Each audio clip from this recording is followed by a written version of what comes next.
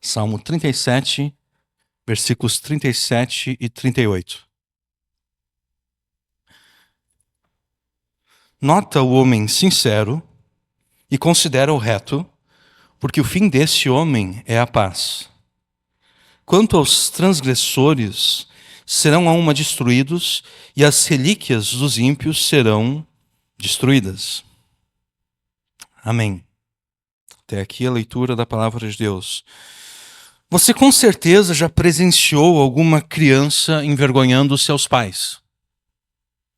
Talvez você tenha sido uma criança que tenha envergonhado os pais, ou talvez se você tem filhos, em algum momento você já se sentiu envergonhado por eles.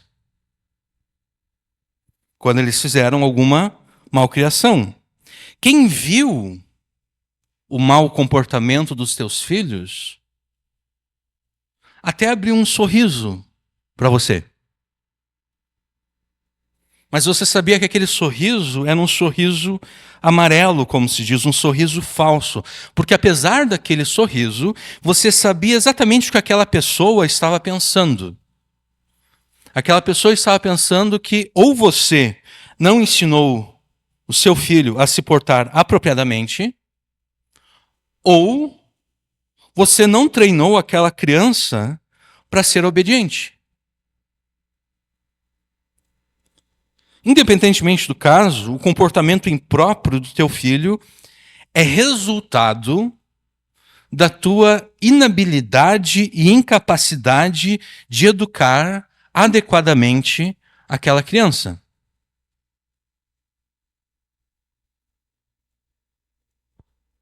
Eu me recordo, quando a minha avó ainda estava viva, eu levava ela e a minha mãe em consultas médicas, e um dia a minha mãe relatou, depois na volta do médico, que no consultório, lá na sala de espera, havia um casal com uma criança, e a criança estava aterrorizando aquela sala de espera. Né? Ia lá até onde a secretária do médico estava sentada, pegava as coisas, tudo, tirava tudo do lugar, bagunçando, e os pais não faziam nada.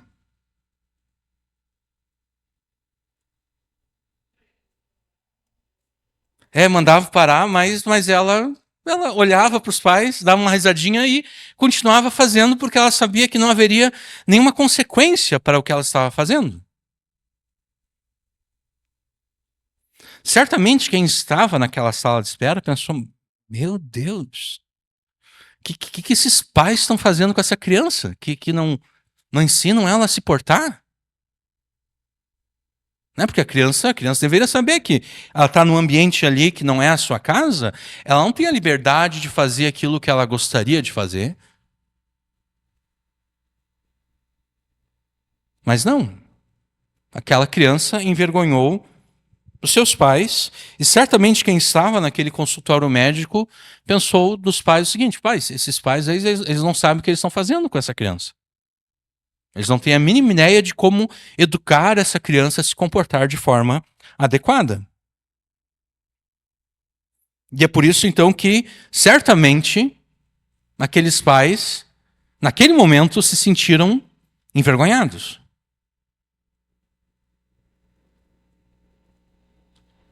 Eles se sentiram envergonhados pelo comportamento da própria filha. Concluímos, então, que o comportamento de uma criança, vamos pensar aqui do teu filho, diz muito acerca da habilidade e capacidade, ou então falta de habilidade, falta de capacidade, ou inabilidade e incapacidade como pai ou mãe daquela criança. Os teus filhos também dizem muito acerca da tua fidelidade a Jesus como discípulo seu. Teus filhos não dizem apenas acerca da tua capacidade como pai e mãe de ensiná-los. Eles também dizem respeito, o comportamento deles, as palavras que eles falam, dizem respeito ao modo como você se relaciona com Jesus. Se você é um discípulo fiel de Jesus ou não. Mas não apenas os teus filhos, também os teus netos, bisnetos tataranetos, todos eles terão muito a dizer acerca da tua fidelidade a Jesus como discípulo seu. Toda a tua descendência, toda a tua posteridade terá muito a dizer acerca da tua fidelidade ou infidelidade a Jesus. E nesse momento você está pensando, certamente você está pensando, que a responsabilidade que você tem como pai ou mãe perdura apenas durante a infância e a adolescência dos filhos.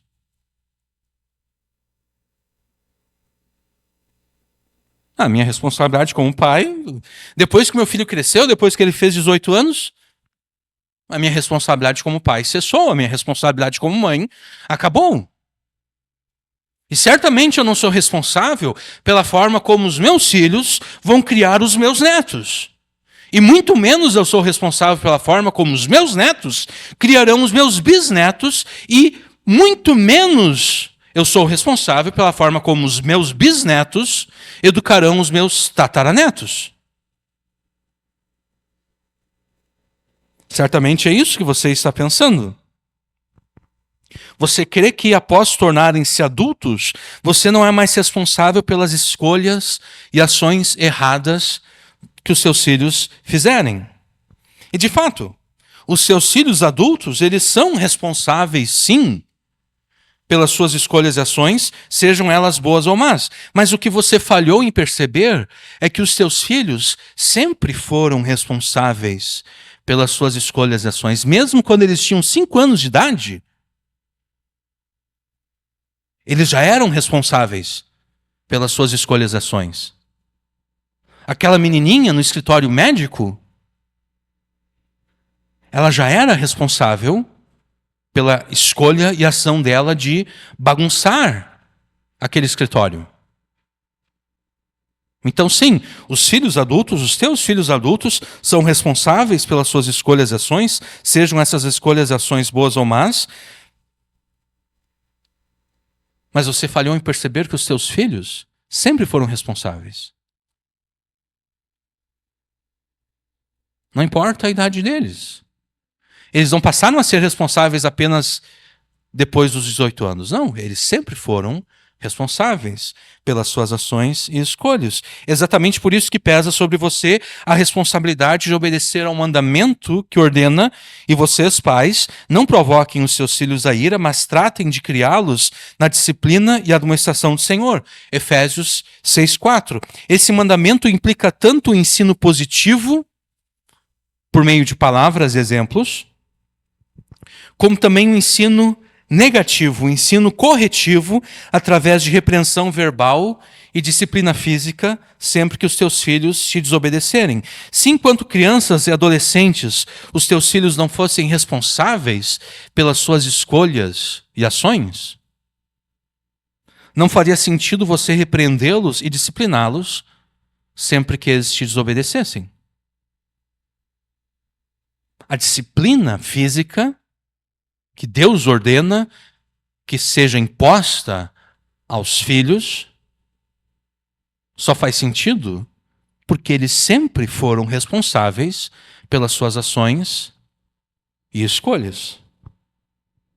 Então, sendo verdade que os teus filhos sempre foram responsáveis pelas suas escolhas e ações, mesmo enquanto crianças e adolescentes, e sendo também verdade que nada disso te isentava da responsabilidade de, como pai e mãe, assegurar-se de que eles obedecessem a Deus mediante seu arrependimento de pecados e fé em Jesus, segue-se que a responsabilidade que os filhos têm pelas suas escolhas e ações como adultos não anula a tua responsabilidade de pai e mãe.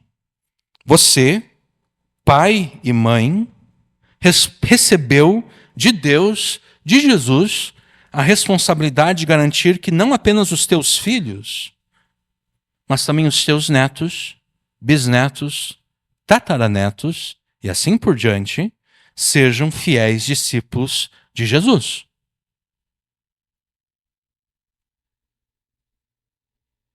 E como disse um pastor norte-americano, os crentes dificilmente pensam nos seus bisnetos. ou tataranetos. Os crentes nunca pensam nos seus bisnetos, nos seus tataranetos. E a consequência, sabe qual é?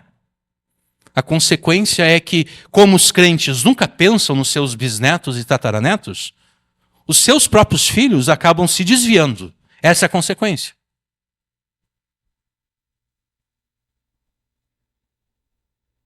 Porque se eu não penso que eu tenho que criar os meus filhos de modo que os meus tataranetos sejam fiéis a Jesus, eu não vou criar os meus filhos para viverem neste mundo sendo fiéis a Jesus.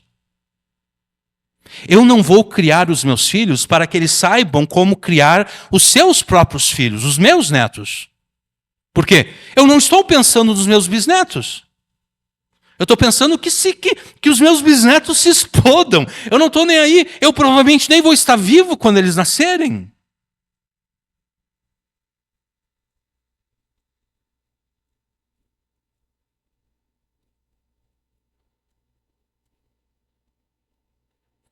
A consequência de não pensar a longo prazo é que as suas ações a curto prazo acabam sendo, como eu posso dizer,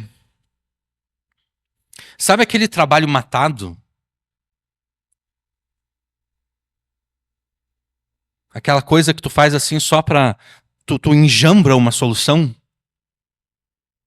Não é uma solução verdadeira, é só uma coisa provisória, mas que pela tua preguiça se torna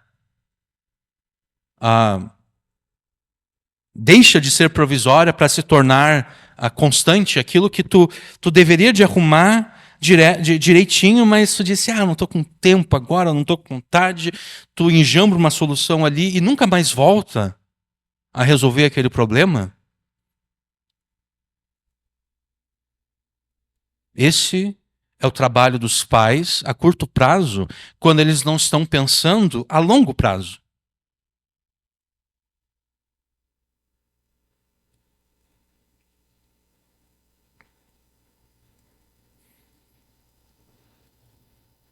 É tua responsabilidade garantir que toda a tua posteridade, toda a tua descendência seja fiel e obediência a Jesus. Talvez você jamais tenha considerado isso. Talvez você jamais tenha considerado as implicações geracionais, as implicações do Evangelho para as gerações. E ainda assim, é possível perceber essas implicações geracionais no mandamento citado há pouco. Olha só. E vocês, pais, não provoquem os seus filhos à ira, mas tratem de criá-los na disciplina e admoestação do Senhor. Esse mandamento, por necessidade lógica, é um mandamento geracional. Ou seja, é um mandamento que deve ser obedecido nova e novamente a cada nova geração. É tua responsabilidade criar filhos na disciplina e admoestação do Senhor, não apenas para que eles obedeçam a Jesus enquanto são crianças e adolescentes. Não. É tua responsabilidade criar os filhos na doutrina e admoestação do Senhor para preparar os teus filhos para a vida adulta, para que eles sejam fiéis discípulos de Jesus por toda a sua vida. Isso significa que, sendo fiéis discípulos de Jesus por toda a sua vida, certamente os teus filhos ensinarão os seus próprios filhos, os teus netos, a serem fiéis discípulos de Jesus por toda a sua vida. Já os teus netos, sendo fiéis discípulos de Jesus por toda a sua vida, ensinarão os seus filhos, os teus bisnetos, a serem fiéis discípulos de Jesus por toda a sua vida. E os teus bisnetos farão o mesmo com os teus bisnetos farão os mesmos com os teus tataranetos. E assim por diante.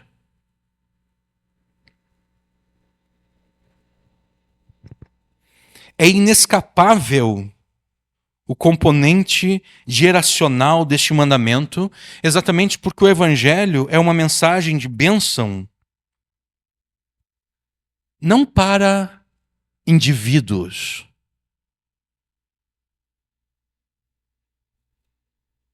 mas para as famílias. Porque Deus ao chamar a Abraão, disse: saia da tua terra, da tua parentela e da casa do teu pai, e vá para a terra que lhe mostrarei. Farei de você uma grande nação, e abençoarei, e engrandecerei o seu nome, seja uma bênção. Abençoarei aqueles que o abençoarem, amaldiçoarei aqueles que o amaldiçoarem. E em ti, serão benditos todos os indivíduos da terra? Não. Em você serão benditos todas as famílias da terra. Ainda que faltem décadas para que os teus bisnetos e tataranetos nasçam, e mesmo sendo provável que você não estará mais aqui quando eles vierem a nascer, é tua responsabilidade garantir que eles sejam fiéis a Jesus. E talvez você ainda não esteja convencido. Bom, se você não está convencido, eu vou citar para você as palavras ousadas de Josué ao povo de Israel. Vou ler para vocês aqui Josué 24, versículos 14 e 15. Agora, pois, temam o Senhor e os sirvam com integridade e com fidelidade. Joguem fora os deuses que os pais de vocês serviram do outro lado do Eufrates e no Egito e sirvam ao Senhor. Mas se vocês não quiserem servir o Senhor, escolham hoje a quem vão servir. Se os deuses a quem os pais de vocês serviram do outro lado do Eufrates, ou os deuses dos amorreus em cuja terra vocês estão morando. Mas eu e a minha casa serviremos o Senhor. Muitos crentes se apropriam dessas palavras como se elas fossem palavras mágicas. Como que se o mero pronunciar delas fosse fazer algo de bom para sua família. Eu e a minha casa serviremos ao Senhor. É verdade? É. E o que tu está fazendo para que tu e a tua casa sirvam ao Senhor?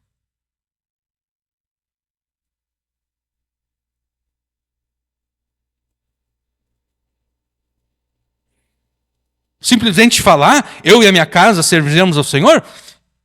Isso não faz nada a favor da tua família, a favor da tua posteridade.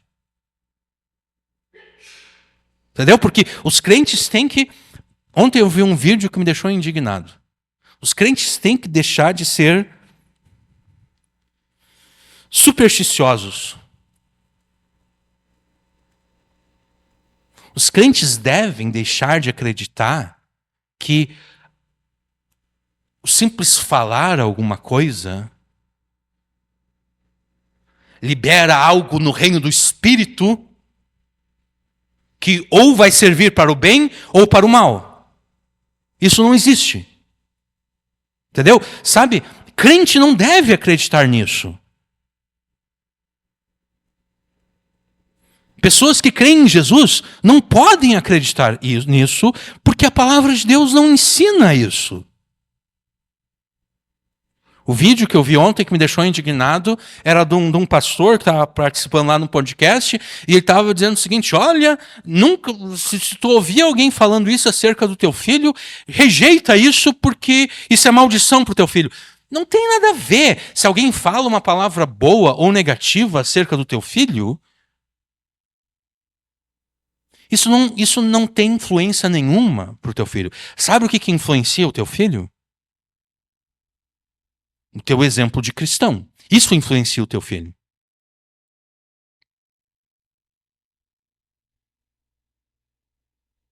Agora, se alguém em algum lugar falou alguma coisa negativa acerca do teu filho, isso não dá legalidade ao diabo para fazer porcaria nenhuma, entendeu? Porque onde você viu Jesus falando sobre legalidade? Né? Ótimo, Jesus falando, pessoal, tem que cuidar, não pode dar legalidade ao diabo, tem que cuidar com isso. Onde vocês viram Pedro, ou Paulo, ou João falando isso? Irmãos, não deem legalidade ao diabo. Paulo escreve para não dar lugar ao diabo, mas não dar lugar ao diabo não tem nada a ver com as palavras que tu pronuncia que liberam alguma coisa no reino do Espírito. Não dar lugar ao diabo, quando Paulo escreveu isso, ele estava falando acerca da ira mal direcionada. Acontece um problema, você fica irado, porque a ira é uma resposta adequada a qualquer problema, mas em vez de você usar a ira de forma correta, que é para resolver o problema, você direciona a ira para a pessoa que causou o problema.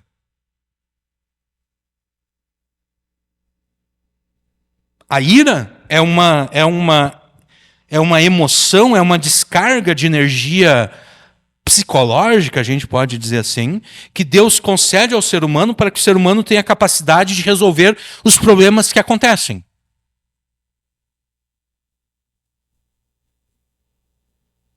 É por isso que no Antigo Testamento, a gente está lendo lá a narrativa bíblica e de repente a gente lê o seguinte: o Espírito do Senhor veio sobre ele e acendeu a sua ira. E ele foi lá e resolveu o problema.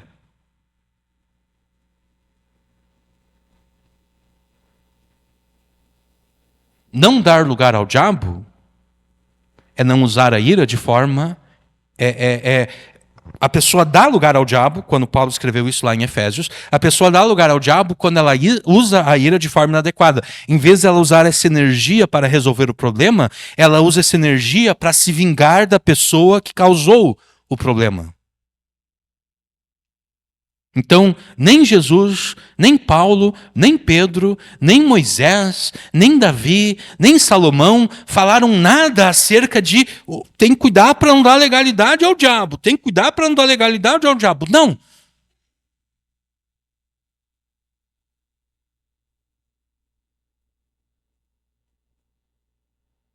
A Bíblia nunca se expressa dessa forma.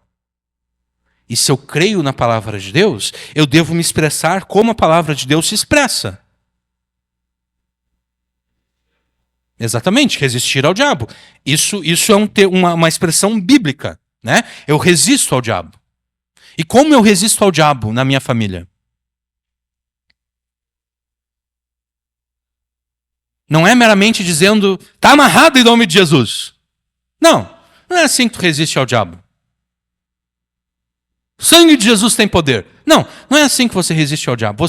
Você está usando palavras como se você fosse uma pessoa supersticiosa que pensa que o mero falar produz alguma coisa, quando não produz nada. Mas eu tenho que voltar aqui porque senão eu estou vendo que eu não vou conseguir pregar tudo que eu quero pregar nessa noite.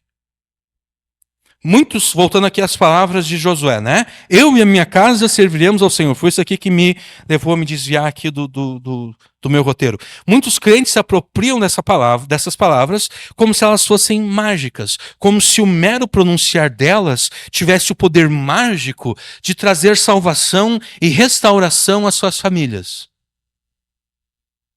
Se apropriar deste modo das palavras de Josué não passa de superstição anticristã e, portanto, imprópria para qualquer pessoa que professa fé em Cristo. Meramente afirmar, eu e a minha casa serviremos ao Senhor, não traz nenhum benefício para a tua família.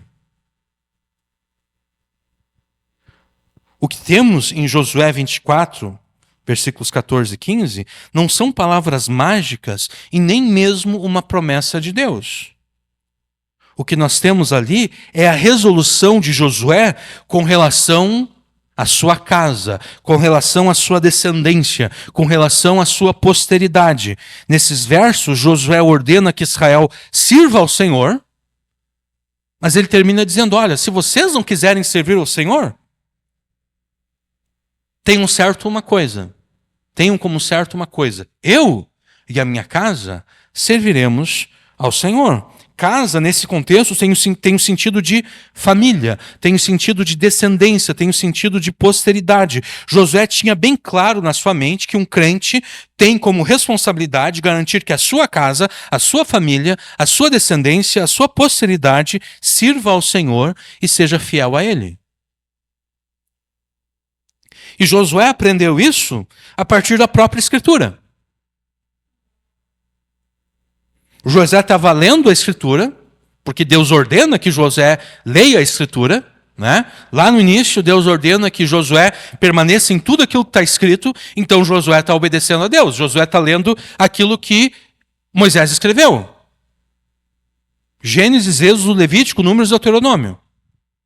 Josué está lendo. E quando Josué chega lá em Gênesis 18, Josué lê o seguinte, Josué lê que Deus disse o seguinte, será que eu devo esconder de Abraão o que estou para fazer? visto que Abraão certamente virá a ser uma grande e poderosa nação, e nele serão benditas todas as nações da terra, porque Deus falando, eu o escolhi a fim de que ordene aos seus filhos e à sua casa depois dele, que guardem o caminho do Senhor e pratiquem a justiça e o juízo, para que o Senhor faça vir sobre Abraão o que lhe prometeu. Josué estava lendo Gênesis, e ele chegou em Gênesis 18, versículos 17 até o 19. E ele tá lendo esse monólogo de Deus acerca de Abraão.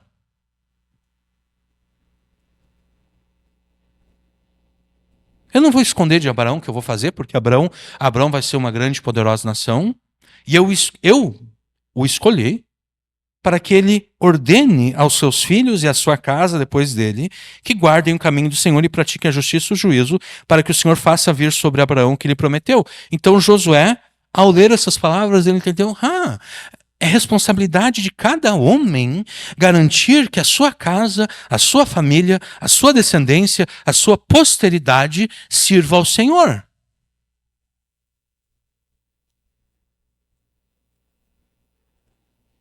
Então, no final da sua vida, quando ele está instando para que Israel sirva ao Senhor, ele está dizendo, olha, sirvam ao Senhor, se desfaçam de todos os deuses falsos de vocês aí e sirvam ao Senhor, obedeçam aos seus mandamentos. Mas ainda que vocês não queiram servir ao Senhor, saibam disso. Eu e a minha casa serviremos ao Senhor. Josué estava dizendo o seguinte, eu, durante toda a minha vida, tenho me assegurado de que a minha família, os meus descendentes, a minha posteridade servirão a Deus.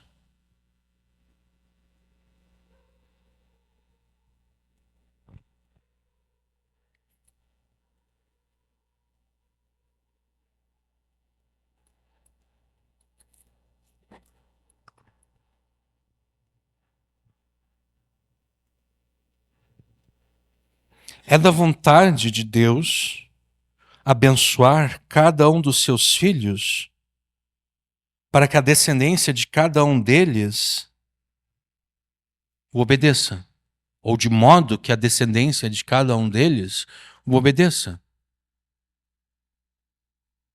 Deus não queria apenas abençoar a Abraão. Deus queria abençoar os filhos de Abraão e os netos e os bisnetos que formariam a casa de Israel. E é por isso então que Deus escolheu Abraão para que ele ordenasse os seus filhos e a sua casa que obedecessem. E Josué aprendeu isso. E Josué também se assegurou, bom, eu vou também me assegurar que a minha casa, os meus filhos, meus descendentes, a minha posteridade serão fiéis a Deus.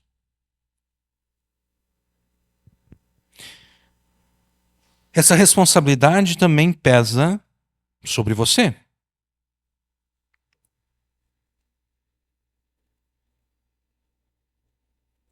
Um dos maiores testemunhos, que seria um triste testemunho dos crentes, é que muitas vezes a segunda geração se perde.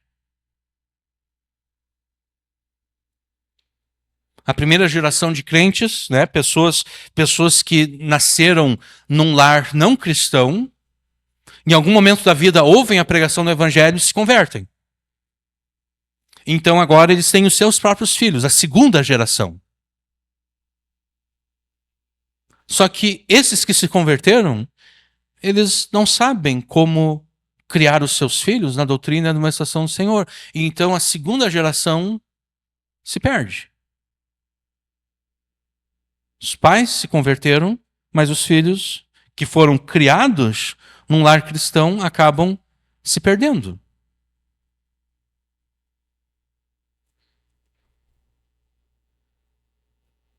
Se você rejeitar essa responsabilidade que Jesus impôs sobre todos os seus discípulos, você deve desconfiar se de fato é discípulo dele. Se você pensa, eu não estou nem aí para os meus bisnetos. Será que você realmente é discípulo de Jesus se você não está nem aí para os teus bisnetos? Abraão estava aí para os seus bisnetos. Josué estava preocupado com seus bisnetos.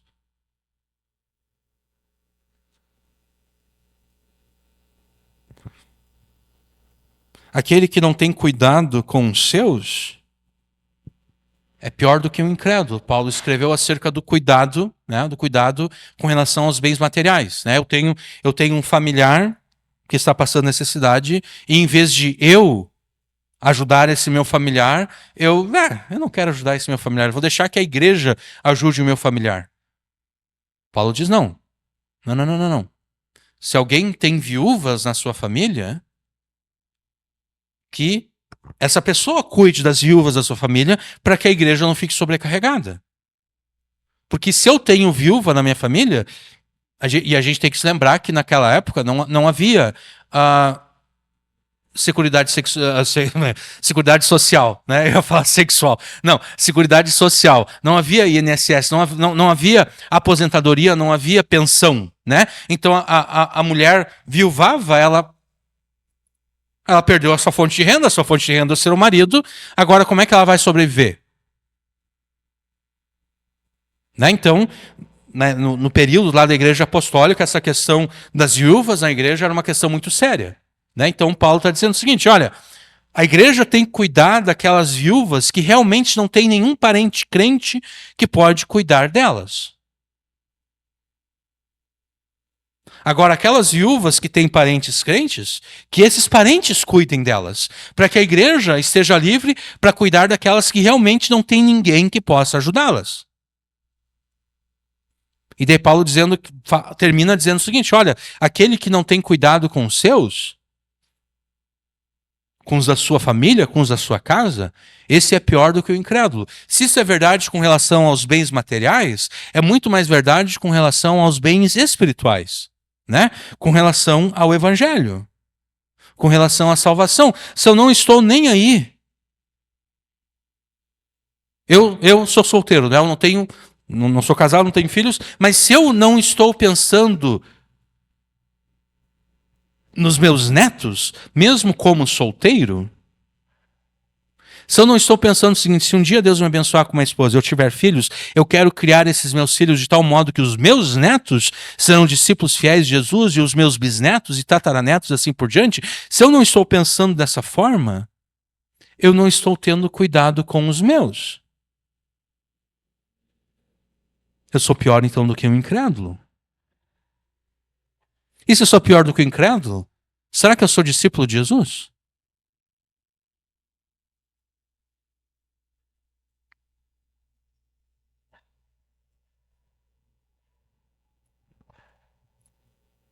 A gente pode resumir esse problema da seguinte maneira: ou você garantirá que os teus tataranetos sejam servos fiéis e obedientes a Jesus, ou você mesmo deixou de servir a Jesus, não sendo fiel nem obediente a Ele.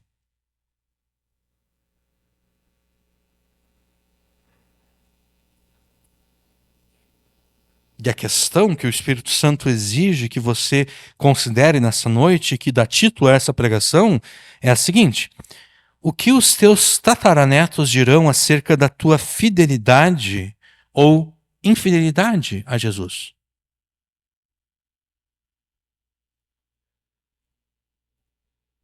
O que os teus tataranetos dirão acerca da tua fidelidade ou infidelidade a Jesus? Eles dirão que você foi fiel a Jesus a ponto de garantir que eles mesmos fossem fiéis a Jesus e deste modo fossem abençoados, ou eles mostrarão com seus próprios pecados e rebeldia que apesar da tua confissão e profissão de fé em Jesus, você sempre foi um pecador rebelde contra Jesus.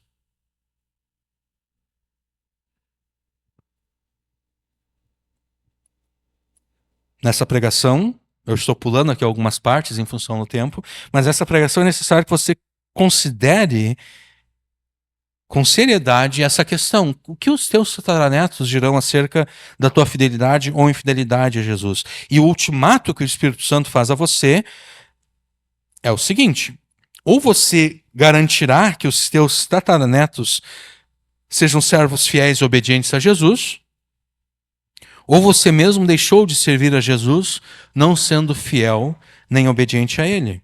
E ao longo dessa pregação, nós vamos fazer aplicações práticas aos pais, cujos filhos são crianças, adolescentes e adultos, mas também aplicações àqueles que são solteiros e aos casais que ainda não têm filhos. Mas antes disso é necessário entendermos o texto bíblico aqui. Salmo 37, versículos 37 e 38. Porque talvez você esteja pensando o seguinte: pô, o João está falando ali de descendência, de posteridade, mas não há nada nesses versos aqui que falam acerca de descendência e posteridade. Bom, a ideia de descendência e posteridade está presente nesses versos, só que nós não a vemos porque ela foi mascarada, por assim dizer, pelos tradutores da Almeida Corrigida Fiel, que é a Bíblia que nós usamos aqui nessa igreja. Não apenas a ideia de descendência e posteridade está presente nesses versos, como a própria palavra posteridade é usada 2 vezes nesses versos. Uma no verso 37 e outra no verso 38. Eu vou ler aqui a minha tradução para vocês. Eu fiz a tradução tanto da Bíblia hebraica como também da Septuaginta, que é a tradução grega do texto hebraico. A minha tradução, então, é a seguinte, a partir do hebraico: guarda a irrepreensibilidade, a integridade e a perfeição, e considera o que é moralmente justo, pois posteridade haverá para o homem de paz. Isso é o versículo 37, de acordo com o texto hebraico, e agora, de acordo com a Septuaginta, é: guarda a irrepreensibilidade e a integridade, preste atenção ao que é moralmente justo, pois para o homem pacífico haverá posteridade. E eu vou explicar para vocês aqui o porquê a minha tradução difere um tanto aqui da Almeida Corrigida Fiel. Se você observar no início do versículo 37, ali, olhe para a sua Bíblia e observe, versículo 37, na nossa versão aqui, a versão Almeida Corrigida Fiel, você vai perceber que a palavra homem está grafada em itálico. Né? Nota o homem, itálico é quando a letra fica um pouquinho inclinada, né, em direção à direita. Nota o homem sincero. Na Bíblia Almeida Corrigida Fiel, sempre quando uma palavra é grafada em itálico, é porque ela foi acrescentada. É porque essa palavra não existe no hebraico, caso nós estejamos no Antigo Testamento, ou no grego, caso nós estejamos no Novo Testamento. Essa palavra não foi escrita por Davi. Mas se ela não foi escrita por Davi, por que ela está aqui? Bom, ela está aqui. Por que alguém acrescentaria palavras à palavra de Deus? Se você já fez algum tipo de tradução, por exemplo, do inglês para o português, ou vice-versa, ou de qualquer outro idioma para o português, você deve ter percebido que muitas vezes, para você conseguir passar a ideia, por exemplo, do inglês para o português, é necessário fazer algumas modificações, é necessário acrescentar algumas palavras, porque talvez em inglês aquela expressão faça sentido da forma como ela está, mas se você traduzir ela literalmente para o português, ela não vai fazer sentido. Então você tem que fazer alguns ajustes ali para que quando a pessoa for ler em português, ela entenda o que se quis dizer em inglês. E o mesmo é verdade com relação à tradução da Bíblia. Muitas vezes é necessário acrescentar palavras para que o texto hebraico antigo faça sentido para nós que estamos lendo no ano 2026 em português. Então, não há nada de errado em os tradutores da Bíblia acrescentarem palavras ao texto bíblico para que ele faça sentido para nós em português. E eles acrescentaram homem aqui exatamente porque eles interpretam sincero ali, né? Nota o homem sincero e considera o reto. Eles consideram essas duas palavras hebraicas que foram traduzidas aqui como sincero e reto, eles consideram como adjetivos. E um adjetivo ele sempre vai caracterizar um substantivo. Então, eles pensaram, bom, não faz sentido simplesmente nota o sincero e considera o reto. Nota o homem sincero e considera o homem reto. É por isso que eles acrescentaram homem aqui, porque eles estão considerando essas palavras como adjetivos. Eu já considerei elas como substantivos. Na tradução que eu fiz, eu considerei essas palavras aqui como substantivos. Então, em vez de eu traduzir nota o homem sincero, eu traduzi como nota, ou melhor, deixa eu pegar a minha tradução de novo aqui, guarda a irrepreensibilidade, a integridade e a perfeição. Por que eu usei 3 palavras? Eu usei 3 palavras porque a palavra hebraica, que Davi escreveu aqui, ela pode ter esses 3 sentidos: irrepreensibilidade, integridade e perfeição. Ela também tem o sentido de sinceridade. Mas eu não gosto muito da palavra sinceridade, sabe por quê? Porque um ladrão, ele é sincero enquanto está roubando alguém, né? O ladrão, enquanto ele está roubando alguém, ele não está escondendo quem ele é. Ele está demonstrando exatamente quem ele é. Ele é um ladrão. Um ladrão sempre é sincero enquanto está roubando. Então, a ideia de sinceridade, ela não diz nada acerca da moralidade daquela pessoa.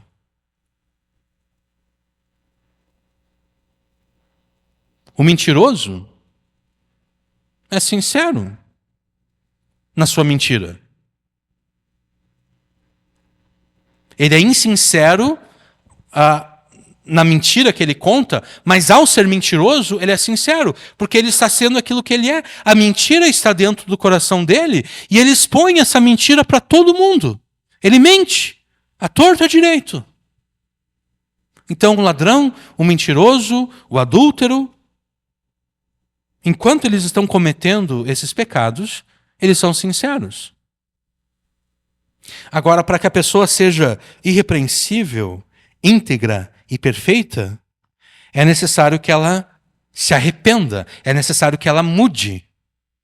Né? A pessoa, o ladrão, ele não pode continuar roubando e ser irrepreensível, íntegro e perfeito. Não. Para que ele seja irrepreensível, íntegro e perfeito, é necessário que ele se arrependa do seu pecado e é necessário que ele se conforme à lei de Deus que ordena: não roubarás. Então, por isso que eu não gosto muito da palavra, da ideia de sinceridade, né? Porque o sincero, o ladrão, é sempre sincero. Por isso eu prefiro traduzir essa palavra aqui como a irrepreensibilidade, integridade, perfeição. O verbo, no início ali do versículo 37, nota o homem sincero, no hebraico esse verbo aqui é o verbo chamar. Né? Não confunda com o verbo português, chamar. Né? São 2 palavras completamente diferentes, uma em português, outra é em hebraico. O verbo chamar, ele tem o sentido de guardar, obedecer, ou ainda conformar-se e também proteger. Então, por isso que a minha tradução desse versículo ali é a seguinte: guarda a irrepreensibilidade, a integridade e a perfeição. Vamos ver onde é que eu estou aqui. Isso aqui eu posso deixar de falar, não tem importância. Então, o primeiro imperativo do versículo 37 ordena que a irrepreensibilidade, a integridade e a perfeição sejam guardadas. Guarda a irrepreensibilidade, a integridade e a perfeição. O segundo imperativo do versículo 37, conforme a nossa Almeida Corrigida Fiel aqui, é considera o homem reto, considera o reto. Já eu entendo que a melhor tradução desse imperativo é considera aquilo que é moralmente justo. Porque adotar a retidão como estilo de vida implica ser moralmente justo em tudo aquilo que se faz. O homem reto é aquele homem que é moralmente justo. Então, em vez de usar essa linguagem figurada, retidão, eu prefiro usar uma linguagem mais direta.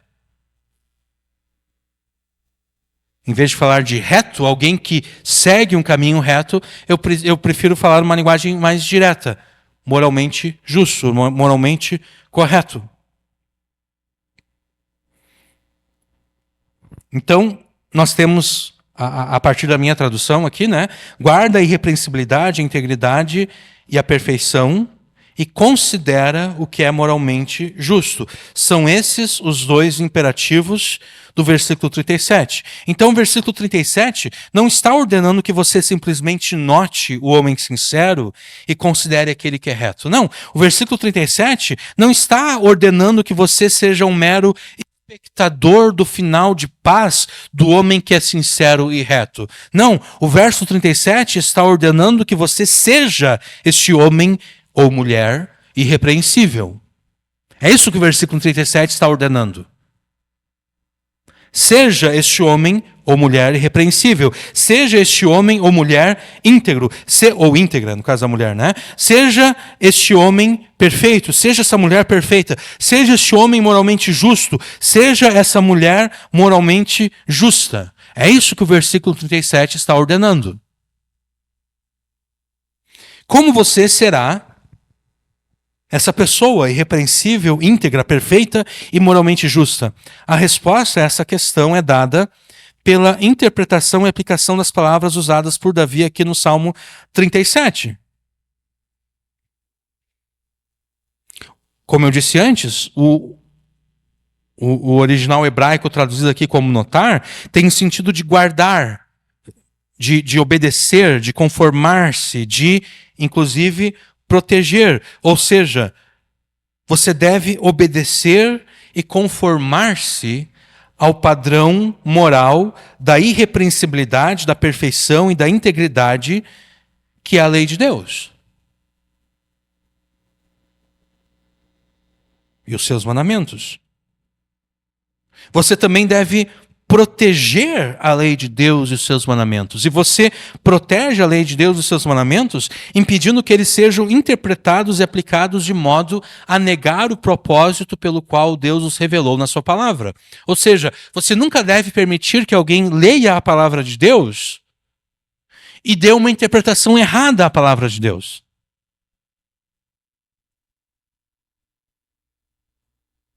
Você está lá observando alguém lendo a palavra de Deus e você percebe que a pessoa entendeu errado. É tua responsabilidade proteger a palavra de Deus. É tua responsabilidade chegar e dizer, irmão, o irmão está interpretando errado isso aqui. Está errado. Não está certo.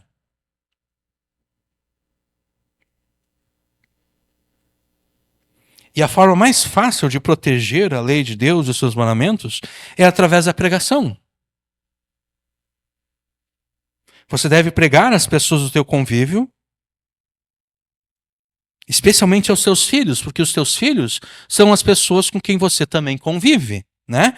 Você deve pregar às pessoas do seu convívio, especialmente aos seus filhos, tudo que a lei de Deus e os seus mandamentos ordenam. Então, o primeiro imperativo do verso 37 ordena a você duas coisas: que você obedeça e se conforme à lei de Deus e aos seus mandamentos, e que você pregue às pessoas do teu convívio, especialmente aos filhos, tudo que a lei de Deus e os seus mandamentos ordenam. Já o segundo imperativo do versículo 37 ordena que você considere o que é moralmente justo. Assim como a irrepreensibilidade, a perfeição e a integridade, o padrão daquilo que é moralmente justo é também a lei de Deus e os seus mandamentos. E o verbo traduzido aqui no versículo 37 como considerar o reto, né? Esse verbo, ele tem o sentido de aprovar, dar ouvidos, tomar como exemplo. Então, para que você considere o que é moralmente justo, você deve, como eu disse antes, o padrão daquilo que é moralmente justo é a lei de Deus e seus mandamentos, você deve aprovar tudo que a lei de Deus e seus mandamentos ordenam. Você deve dar ouvidos a tudo que a lei de Deus e seus mandamentos ordenam. Você deve tomar como exemplo tudo o que a lei de Deus e os seus mandamentos ordenam. Resumindo tudo o que foi afirmado até o momento, o Espírito Santo ordena que você seja irrepreensível, que você seja íntegro, que você seja perfeito, que você seja moralmente justo, que você aprove tudo o que a lei de Deus e os seus mandamentos ordenam, que você dê ouvidos a tudo que a lei de Deus e os seus mandamentos ordenam, que você tome como exemplo tudo que a lei de Deus e seus mandamentos ordenam, que você obedeça e se conforme a tudo que a lei de Deus e seus mandamentos ordenam, que você pregue às pessoas do teu convívio, especialmente aos teus filhos, tudo que a lei de Deus e seus mandamentos ordenam. Se você fizer isso, você será um homem de paz. Você será uma mulher de paz. Ou ainda, conforme a Septuaginta, você será um homem pacífico, uma mulher pacífica. No final do versículo 37, que nós lemos que o fim desse homem é a paz. Mas eu não gosto muito dessa tradução aqui. E não é que eu não goste porque eu não gosto. Não, eu não gosto porque Porque o problema é o seguinte, né? Eu fiz o meu treinamento teológico e eu aprendi hebraico por uma razão. O meu professor que me ensinou a pregar, ele disse o seguinte, olha, antes de pregar qualquer texto, tu tem que traduzir esse texto. É por isso que tu aprendeu hebraico, é por isso que tu aprendeu grego. E é por isso então que eu estou corrigindo para vocês aqui aquilo que eu entendo que está errado aqui, porque a palavra de Deus inerrante não é a versão em português que nós temos. A palavra de Deus inerrante é o hebraico e o grego que foram escritos.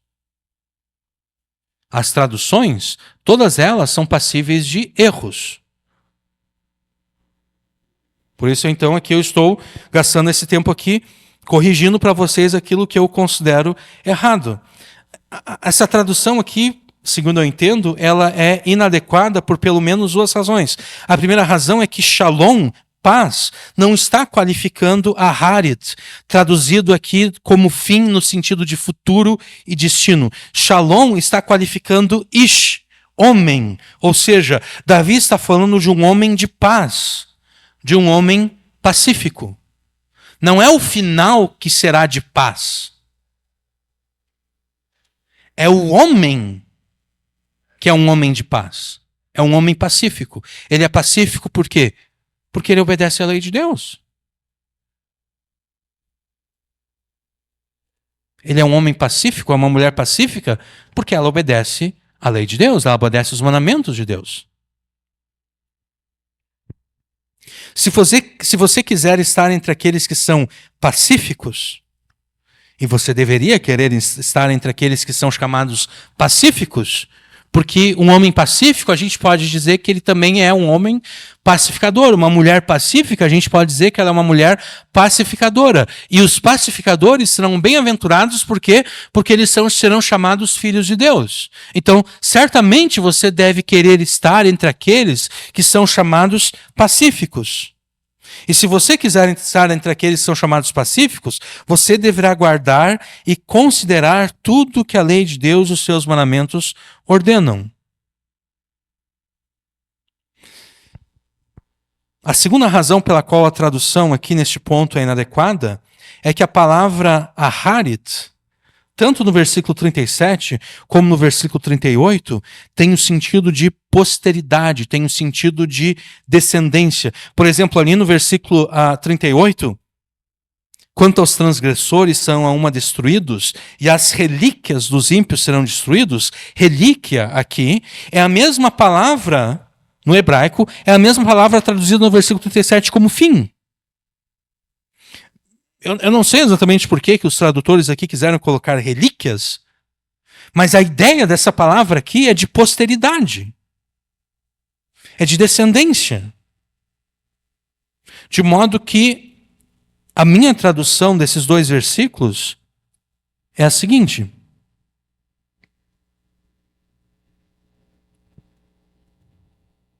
guarda a irrepreensibilidade, a integridade, a perfeição, e considera o que é moralmente justo, pois posteridade haverá para o homem de paz. Quanto aos transgressores, serão todos destruídos. A descendência dos ímpios, não as suas relíquias, as descendências dos ímpios serão destruídas. A posteridade dos ímpios será destruída. No versículo 37, Deus garante que o homem pacífico terá uma descendência. E no versículo 38, Deus promete a destruição da posteridade dos ímpios. O caráter dos transgressores e da posteridade dos ímpios é completamente oposto ao caráter dos justos, ao caráter dos homens e mulheres pacíficos. São dois tipos de pessoas completamente diferentes. Aqueles que guardam a integridade, a irrepreensibilidade, a perfeição, no versículo 37, e que consideram aquilo que é moralmente justo, no versículo 37, o caráter dessas pessoas é completamente oposto ao caráter daqueles que são transgressores. Porque enquanto o homem pacífico, enquanto a mulher pacífica obedecem à lei de Deus e seus mandamentos, os transgressores transgridem a lei de Deus e seus mandamentos. Eles passam por cima, porque essa é a ideia da transgressão, né? Transgressão passa a ideia de passar por cima. A pessoa não está nem aí. Ela não está nem aí para aquilo que Deus ordenou. Ela passa por cima. Então, o caráter desses dois grupos de pessoas aqui não poderia ser mais oposto. Uns obedecem em tudo à lei de Deus. Os outros, em tudo, transgridem a lei de Deus. Aos primeiros, aos que obedecem à lei de Deus, Deus promete uma posteridade. Para o homem pacífico, para o homem que obedece à lei de Deus, para esse haverá uma descendência, para esse haverá uma posteridade. Agora, com relação aos transgressores, eles serão destruídos. E não apenas os transgressores serão destruídos, a própria posteridade dos transgressores e dos ímpios será destruída, será desfeita. E isso concorda com tudo aquilo que o Salmo 37 está falando. Olha só. 37, versículo 1. Não te indignes por causa dos malfeitores, nem tenhas inveja dos que praticam iniquidade. Por quê? Porque cedo serão ceifados como a erva e murcharão como a verdura, eles são destruídos. Confia no Senhor e faz bem, habita na terra. Nós vimos aqui, quando nós pregamos essa parte, que nós afirmamos que isso aqui não é uma promessa, mas na verdade é um mandamento. Habita na terra e alimenta-te da verdade. Deleita-te também no Senhor e te concederás os desejos do teu coração. Entrega o teu caminho ao Senhor, confia nele, ele fará. Ele fará sobressair a tua justiça como a luz e o teu juízo como meio-dia. Descansa no Senhor e espera nele. Não te indignes por causa daquele que prospera em seu caminho, por causa do homem que executa astutos intentos. Deixa a ira, abandona o furor, não te indignes de forma alguma para fazer o mal. Não pensa o seguinte, eu estou fazendo certo e eu estou me ferrando, estou me dando mal, os outros lá estão tudo pecando contra Deus, eles estão se dando bem, quer saber? Eu vou também começar a desobedecer a Deus. Não. Deixa ir, abandona o furor, não te indignes de forma alguma para fazer o mal. Por quê? Porque os malfeitores serão desarraigados. Mas aqueles que esperam no Senhor herdarão a terra. Pois ainda um pouco, e o ímpio não vai mais existir. Olharás para o seu lugar e não aparecerá. Mas os mansos herdarão a terra. E aqui a gente se lembra de Jesus, né, nas bem-aventuranças. Bem-aventurados os mansos, porque eles herdarão a terra e se deleitarão na abundância de paz. E o Salmo 37, ele continua. Um dos temas do Salmo 37 é exatamente esse. Os ímpios, eles serão desarraigados, eles serão destruídos. Os justos eles vão permanecer. E não apenas os justos permanecem, mas Deus dá uma descendência para o justo. Os ímpios permanecem de tal forma que mesmo seus tataranetos permanecerão. A permanência do justo sobre a terra é tal que ela não cessa quando ele morre.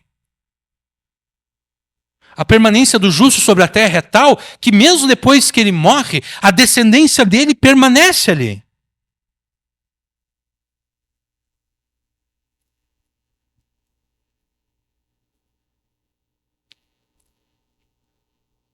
Então, Deus recompensa com uma posteridade abençoada as mulheres e os homens pacíficos, que guardam e consideram tudo que ordena a sua lei e os seus mandamentos. E, ao mesmo tempo, Deus amaldiçoa com a destruição da sua posteridade maldita todos aqueles que, pelo seu desprezo, desaprovação, desobediência e transgressão da sua lei, se opõem a ele. Se você quiser ser abençoado por Deus com uma descendência tal como essa, que herda a terra, né? Os mansos herdarão a terra. Se você quer ser abençoado com uma descendência de homens mansos, de homens pacíficos, de mulheres mansas e pacíficas, que assim como você também herdarão a terra, você deve guardar e considerar tudo o que a lei de Deus e os seus mandamentos ordenam. E lembrando aqui, sempre é importante lembrar, que nós não estamos ensinando aqui nenhum tipo de salvação pelas obras, pela obediência da lei ou qualquer outra coisa.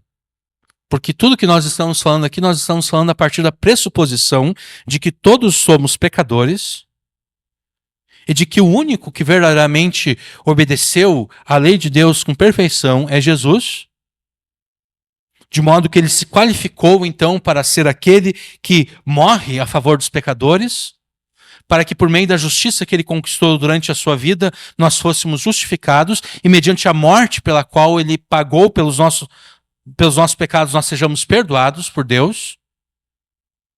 Nós estamos partindo desse pressuposto aqui. E a gente jamais deve esquecer o seguinte: a fé verdadeira em Jesus não é uma fé que meramente crê em Jesus, crê nas promessas que Jesus fez. Não, a fé que verdadeiramente crê em Jesus e recebe a salvação é aquela fé que, além de crer nas promessas, também crê nos mandamentos. De modo que, se eu creio que eu fui salvo por Jesus, mediante a sua vida e morte, eu também creio quando Jesus afirma que eu devo obedecer os seus mandamentos. João 14, 15 e 16. Aquele que me ama, guarda os meus mandamentos.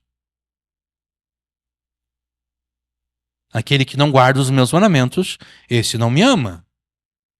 Jesus repete isso várias e várias vezes, João 14, 15 e 16.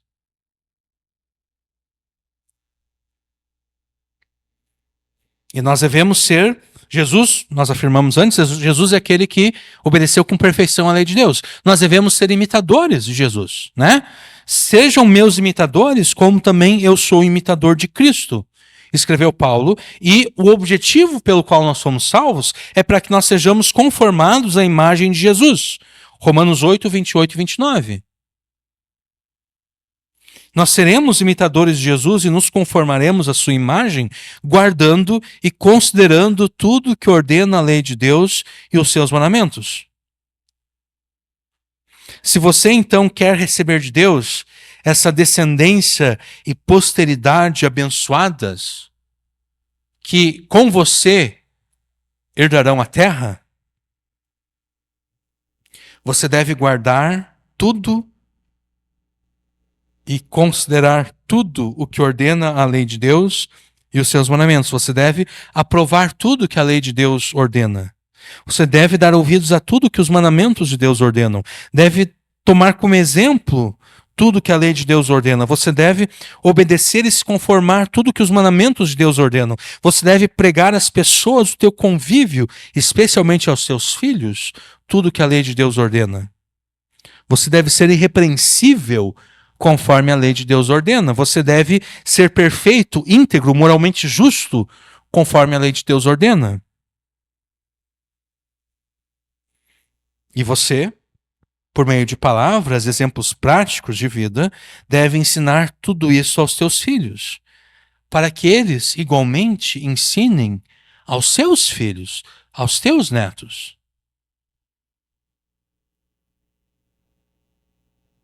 Como é que você vai fazer isso na prática? Vamos primeiro fazer a aplicação aqui aos solteiros e aos casais que ainda não têm filhos. Ore pelos filhos que você ainda não tem.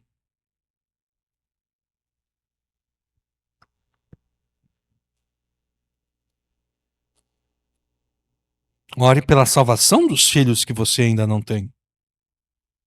Ore para que você tenha sabedoria para criar na doutrina e administração do Senhor esses filhos que você ainda não tem. Aproveite esse tempo em que você ainda não tem filhos para aprender e praticar o máximo que você pode da Escritura, para que quando você tiver esses filhos, você esteja adequadamente preparado para criá-los na doutrina e administração do Senhor.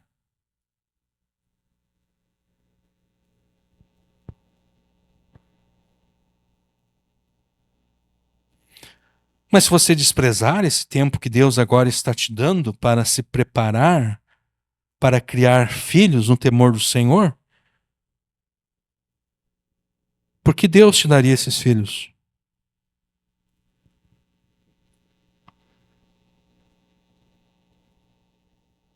Ou eu posso fazer uma aplicação diferente, solteiro, né?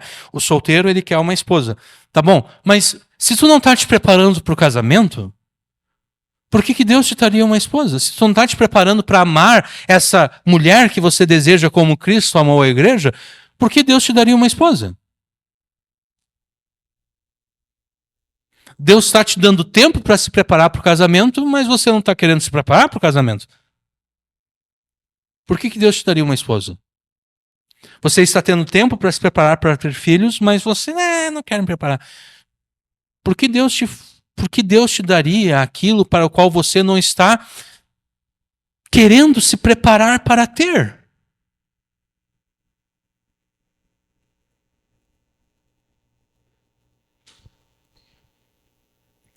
Em pregações passadas, nós demonstramos que Deus te considera responsável pelas orações que você faz a Ele. De modo que se você ora, eu quero que o meu pai seja salvo. Eu quero que a minha mãe seja salva. Então eu vou orar a Deus para que os meus pais sejam salvos. Eu vou orar a Deus para que os meus irmãos sejam salvos. Tudo bem? Poucas orações são mais dignas do que essa. Orar a Deus para que alguém seja salvo. Poucas orações são mais dignas do que essa. Mas se você ora pela salvação dessas pessoas e não faz nada a favor da salvação dessas pessoas, Deus está lá do céu olhando e vai dizer, pô, mas que bom que ele deseja a salvação dos seus familiares, mas quem é que está mais adequadamente preparado para pregar para os seus pregar para os seus familiares do que esse indivíduo que está orando a mim? Quem está mais adequadamente preparado para pregar para os pais desse indivíduo do que ele próprio? Quem é que tem mais intimidade para pregar para os seus pais do que ele, que é filho, do que ele, que é irmão, do que ela, que é irmã, do que ela, que é filha, do que ela, que é sobrinha e assim por diante?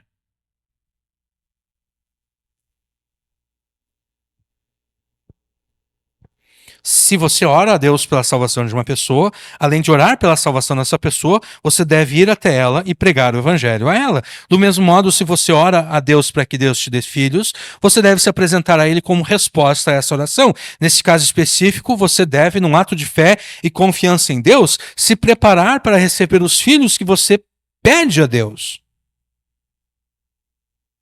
E você se preparará para receber os filhos que pede a Deus, usando o tempo que agora tem para aprender e obedecer ao máximo que você puder da Escritura, para que quando os teus filhos nascerem, você esteja devidamente preparado para criá-los na doutrina e a instrução do Senhor. Além disso, considera o seguinte: o casal que no momento está impossibilitado de ter filhos, ele tem vantagem sobre aquele que já tem filhos. Porque o casal que já tem filhos, muitas vezes será obrigado a, por assim dizer, trocar o pneu com o carro andando.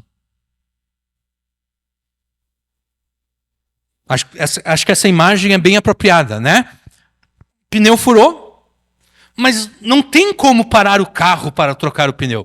É assim que é um casal com filhos, né?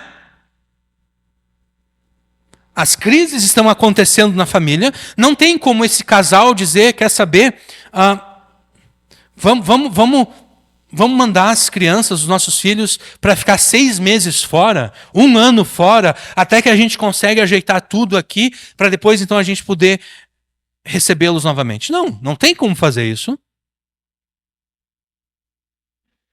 O pneu furado tem que ser trocado com o carro andando. Não tem como parar o carro, não tem como parar aquela família.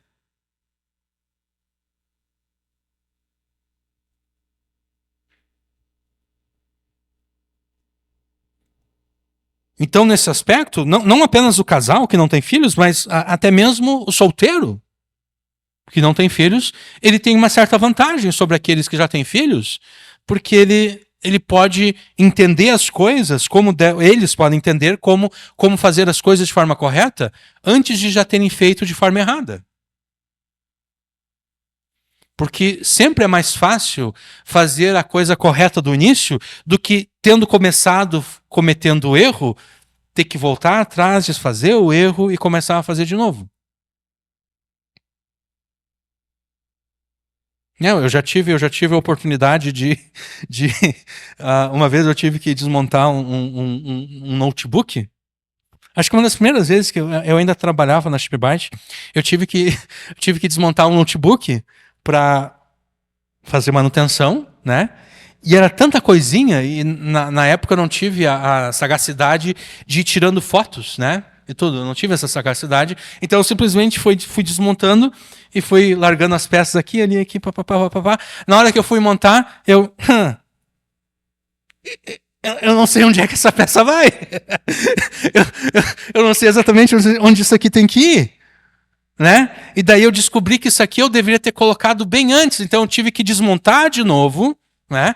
Tudo de novo, e daí montar na ordem certa. É mais ou menos isso que é cometer um erro, né? Tu começou fazendo errado, no meio do caminho tu percebeu que está fazendo errado, você vai ter que voltar atrás, no meu caso vai ter que desmontar aquilo que já montou,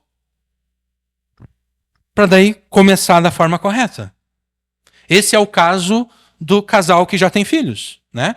Trocar o pneu furado com o carro andando. Agora, o casal que não tem filhos, ou mesmo o solteiro, ele já pode aprender a fazer certo desde o início.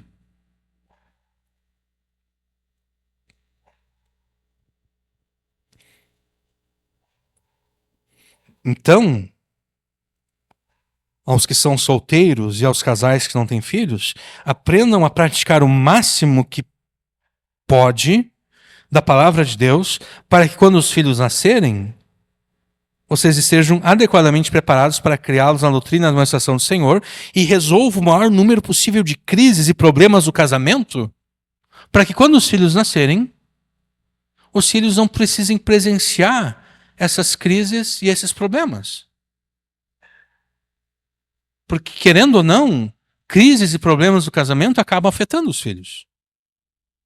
E sempre afetando negativamente. Então é melhor, o casal não tem filhos ainda, bom, está impossibilitado de ter filhos, resolva o maior número possível de crises e problemas agora, para que não seja necessário corrigir depois.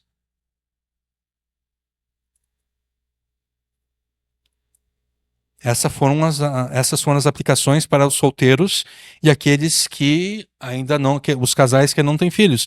Agora, aplicações para os casais que têm filhos, crianças ou adolescentes. Ore pelos teus filhos, especialmente pela salvação deles. Isso é igual ao primeiro, né? O primeiro, no caso, orar pelos filhos que não têm. Aqui é orar pelos filhos que já têm, especialmente pela salvação deles. Aprenda e pratique o máximo que você pode da palavra de Deus para que você possa criá-los na doutrina e administração do Senhor. Não terceirize a evangelização dos teus filhos para a igreja. Evangelize diariamente os seus filhos, pregando a eles o arrependimento de pecados e a fé em Jesus. E nós falamos disso de forma pormenorizada há 2 semanas, né? Na pregação intitulada Jesus demanda que você conserve os seus filhos com o sal do Evangelho. Ensine positivamente toda a palavra de Deus aos seus filhos. Não apenas ordene que eles leiam a Bíblia, mas leia a Bíblia com eles. Não apenas ordene que eles orem, mas ore com eles. Ensine os seus filhos a obedecerem a Deus por meio do exemplo. Aproveite cada oportunidade para ensinar com exemplos práticos os teus filhos a obedecerem a Deus. Por exemplo, se você tiver numa circunstância em que você poderia mentir para se livrar de um problema, aproveite aquela oportunidade para ensinar os filhos. Explique para os filhos, olha só, aqui, ó, o pai, a mãe tá enfrentando essa circunstância aqui, e se a gente mentisse, o problema estava acabado. Mas nós não vamos mentir. Nós vamos falar a verdade.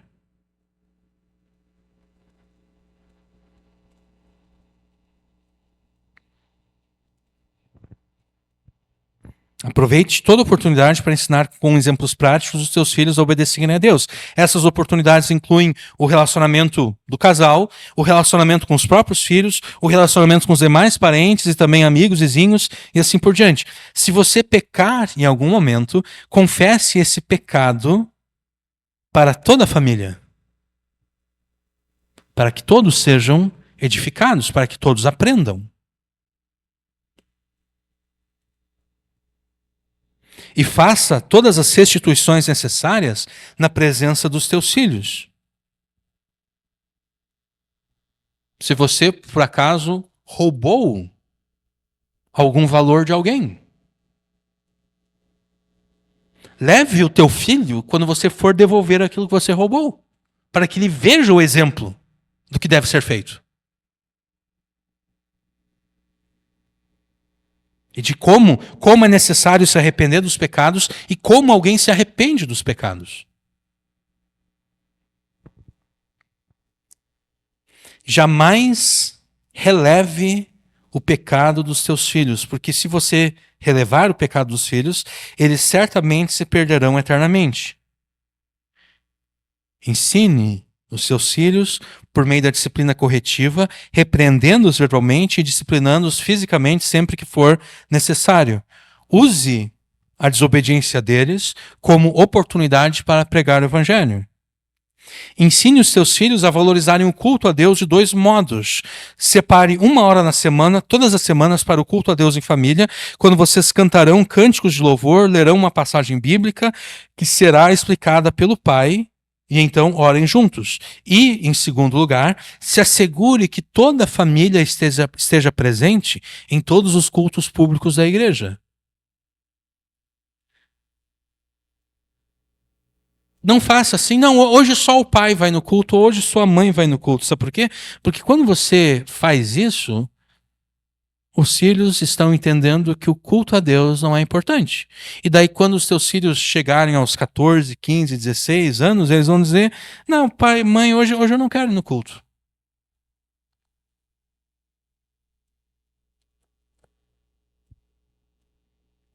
Jamais falte a algum culto por motivos indignos, porque se você faltar ao culto por motivos indignos, você está dizendo, de novo, para os filhos, que o culto não é importante.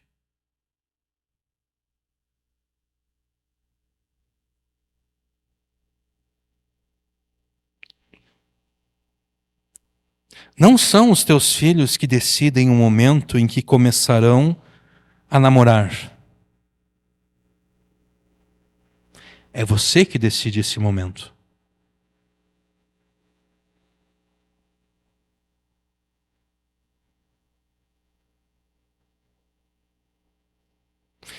deixe bem claro que o namoro visa o casamento, o que significa que o namoro só pode ocorrer quando eles estiverem prontos para casar.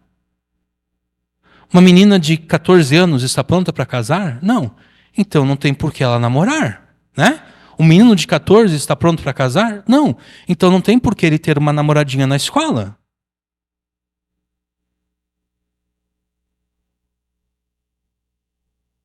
Ah, mas eu quero que o meu filho ganhe experiência com as meninas.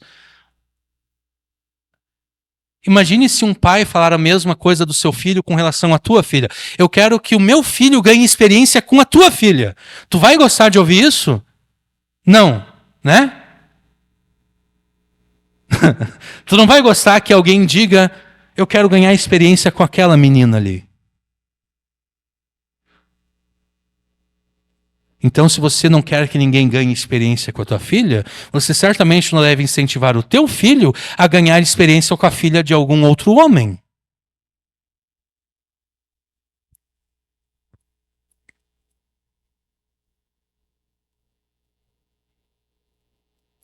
Não permita que os teus filhos namorem incrédulos ou com pessoas que, embora professem a fé em Jesus, dão toda indicação de que são falsos convertidos. E nós tratamos disso com bastante detalhes na pregação passada, né? Intitulada Como Converter os Seus Filhos Rebeldes e Desobedientes de Volta a Jesus e a Você. Ensine os teus filhos a buscar refúgio e salvação em Jesus nos períodos de sofrimento, dificuldade e tribulação. Você fará isso por meio de palavras, mas muito mais por meio de exemplos. Porque se o teu filho perceber o seguinte, olha, meu pai e minha mãe eles estão enfrentando esse problema, e eu notei que agora que eles estão enfrentando esse problema, eles não estão mais com vontade de ir ao culto, esse filho perceberá o seguinte, quando a vida dá errado, Jesus não é de confiança quando a vida dá errado. A gente só deve seguir Jesus quando a vida está dando certo. Quando a vida está dando certo, daí a gente vai na igreja, daí a gente lê a Bíblia, daí a gente ora. Mas quando a vida dá errado, aí eu não quero mais saber de Deus, eu não quero mais saber de Jesus, eu não quero mais ir na igreja, por quê? Porque o meu pai me ensinou assim. A vida deu errado para ele e ele abandonou Jesus.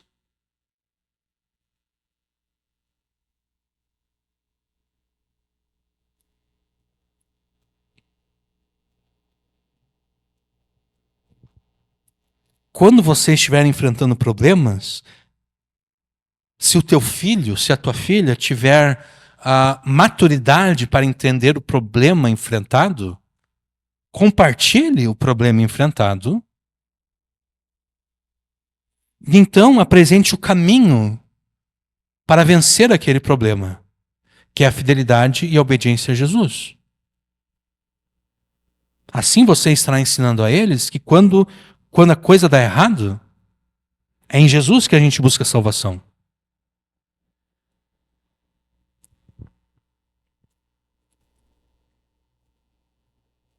Por fim, ensine os teus filhos tudo o que você está aprendendo nessa pregação. Ou seja, que é responsabilidade deles garantir, que a posteridade deles será fiel e obediente a Jesus.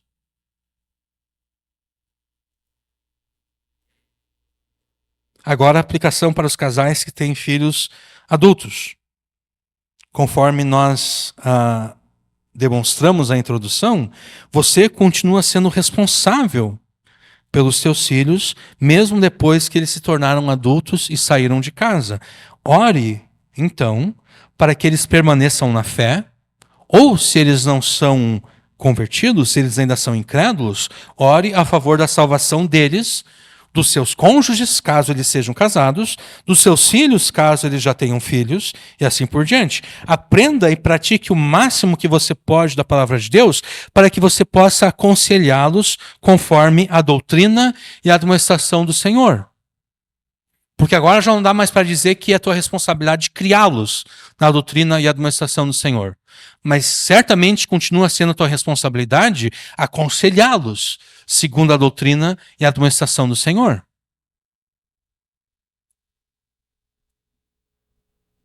Se os teus filhos são incrédulos e você, durante a infância e adolescência deles, ainda não era um discípulo de Jesus, ou talvez você fosse um discípulo de Jesus, mas não soube como criá-los na doutrina e administração do Senhor, confesse a eles essa falha, esse pecado, e então compense pelo tempo perdido. Recupere o tempo perdido. Aproveite toda oportunidade que você tiver para pregar a eles o Evangelho, para pregar a eles o arrependimento de pecados e a fé em Jesus. Certamente essa pregação ela vai causar conflitos. E você deve estar ciente disso, né? Sempre que o evangelho é pregado a algum incrédulo, a menos que o Espírito Santo esteja ali agindo naquele momento para trazer conversão àquela pessoa, essa pregação ela vai trazer algum conflito. Então, muito mais ainda nessas relações familiares entre pais e filhos, o pai, a mãe pregando o evangelho aos seus filhos adultos, incrédulos, certamente haverá algum tipo de conflito, algum tipo de desentendimento ali.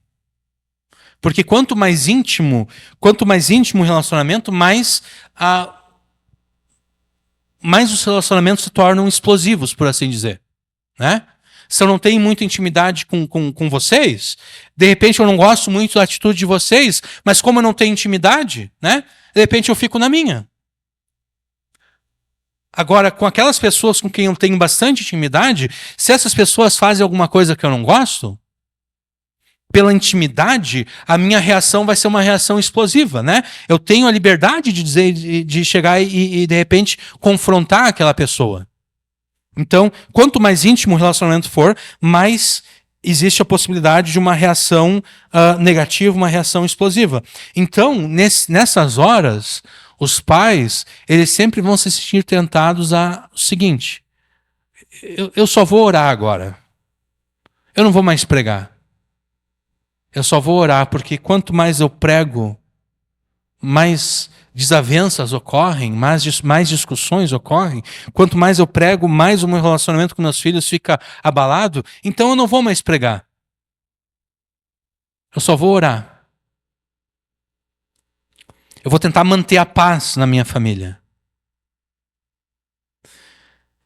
Ocorre que essa paz não é a paz que Jesus dá. Essa paz é criada pelo diabo. Essa paz que surge a partir do momento que eu não prego mais o evangelho para o meu familiar, essa paz foi criada pelo diabo. Não foi criada por Jesus.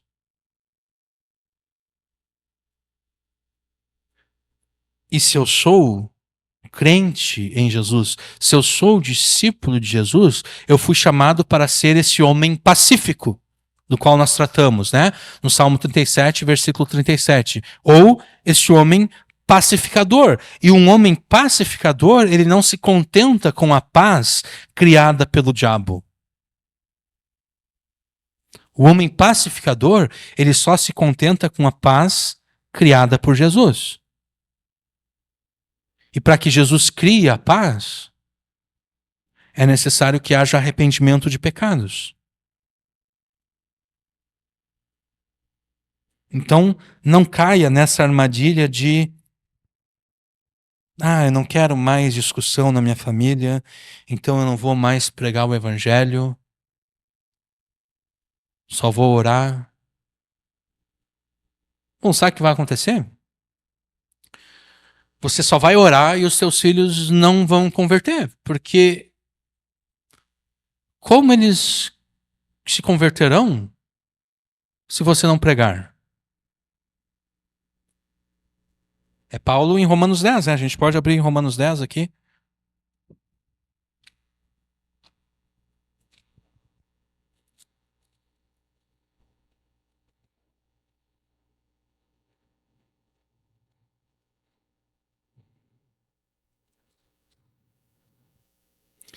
Romanos 10, versículo 13. porque todo aquele que invocar o nome do Senhor será salvo.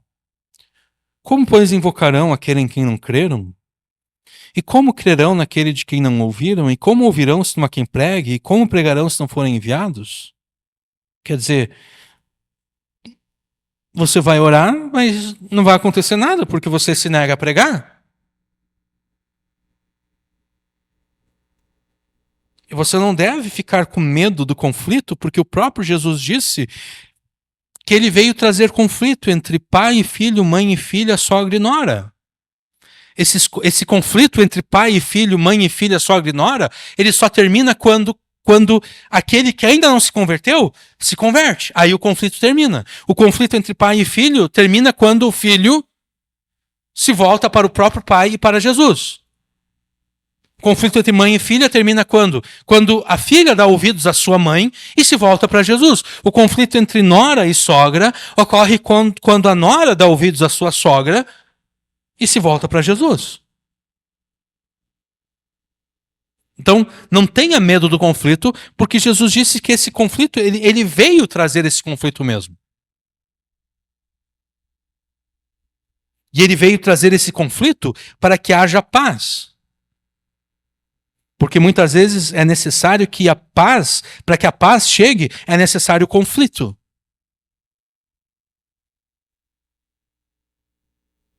Né? Enquanto o indivíduo não se sente conflitado com o seu pecado, a paz de Deus nunca vai chegar nele.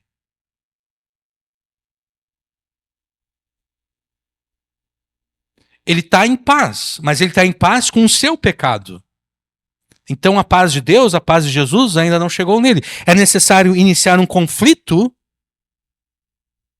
para que a verdadeira paz chegue. O mesmo com respeito aos relacionamentos familiares.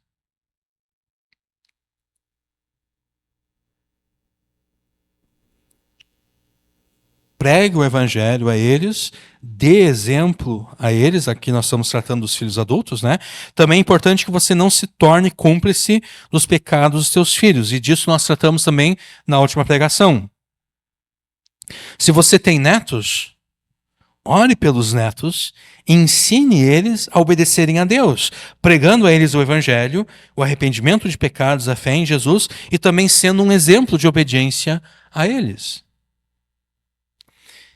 É possível você fazer tudo certo e ainda assim dar tudo errado. De fato, o Salmo 37, ele retrata exatamente esse contexto. O contexto no qual os ímpios pecam e eles prosperam pelos seus pecados, enquanto os justos, por serem fiéis a Jesus, acabam se dando mal. Então, é bem possível que você faça de tudo para que a tua posteridade seja fiel e obediente a Jesus e ainda assim não dê certo. É possível que você faça tudo o que for possível para criar os seus filhos na doutrina e na administração do Senhor e ainda assim eles rejeitarem a Jesus. É possível isso acontecer. Mas se isso acontecer, que seja por culpa dos teus filhos e não por tua culpa. Entendeu? Se acontecer de dar errado, que não dê errado porque você não fez aquilo que deveria ser feito. Que dê errado porque os teus filhos não atenderam.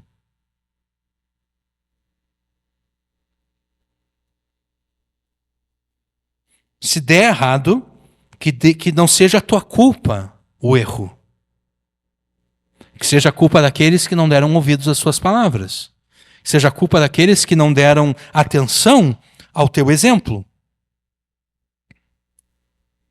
Que a tua posteridade diga, não, realmente, o meu pai, a minha mãe, o meu avô, a minha avó, a minha bisa, o meu bisavô, o meu tataravô, a minha tataravó, realmente eles foram fiéis a Jesus. Eles fizeram o máximo para que a sua posteridade e descendência também fossem fiéis a Jesus. O problema é que nós não quisemos. Que eles sejam obrigados a reconhecer isso.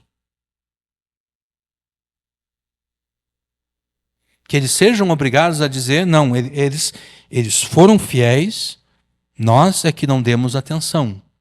Nós é que não demos ouvidos.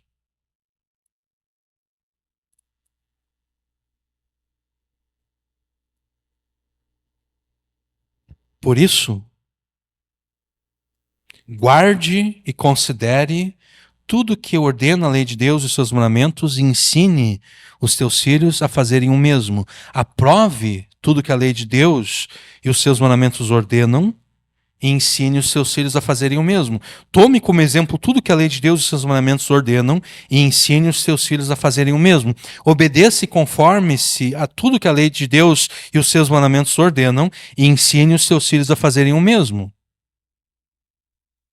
Seja irrepreensível, perfeito, íntegro e moralmente justo, conforme tudo que a lei de Deus e os seus mandamentos ordenam, e ensine os teus filhos a fazerem o mesmo. Faça tudo isso e ensine os teus filhos a fazerem o mesmo, de forma que, se der tudo errado, não seja a tua culpa.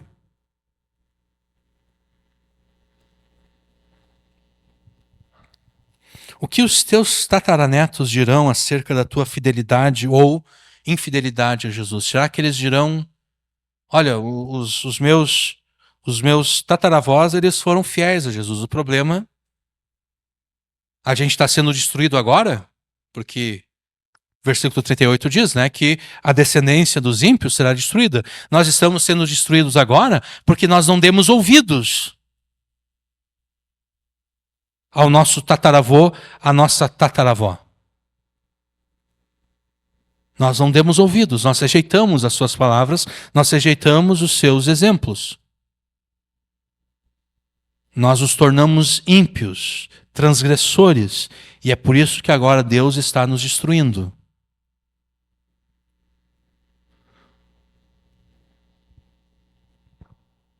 O que você quer ouvir, o que você quer, é que de fato toda a tua família seja fiel a Jesus. Mas se isso não ocorrer, que não seja culpa tua. Seja culpa daqueles que se rebelaram. Então, o ultimato que o Espírito Santo faz a você é o seguinte: ou você imita a Abraão e a Josué, né? Deus disse de Abraão que Abraão ordenaria os seus filhos e a sua casa para obedecerem e servirem a Deus. Josué disse: eu e a minha casa serviremos ao Senhor. Ou seja, eu estou me assegurando, ainda que todo Israel queira se rebelar contra Deus, eu estou me assegurando de que eu, a minha casa, a minha família, a minha posteridade, a minha descendência, nós serviremos ao Senhor. Imite a Abraão e a Josué. Ou garanta que os teus tataranetos sejam servos fiéis e obedientes a Jesus. Ou, se você não fizer tudo para garantir isso, você deixará claro que não serviu a Jesus, nem foi fiel e obediente a Ele. Mas não seja assim. Não seja aquele que é infiel, não seja aquele que é desobediente. Garanta que a tua família, que a tua descendência, que a tua posteridade seja composta de servos fiéis e obedientes a Jesus. Faça isso. E então, assim como você, a tua posteridade, por ser composta de homens e mulheres mansos e pacíficos, herdarão a terra. Amém.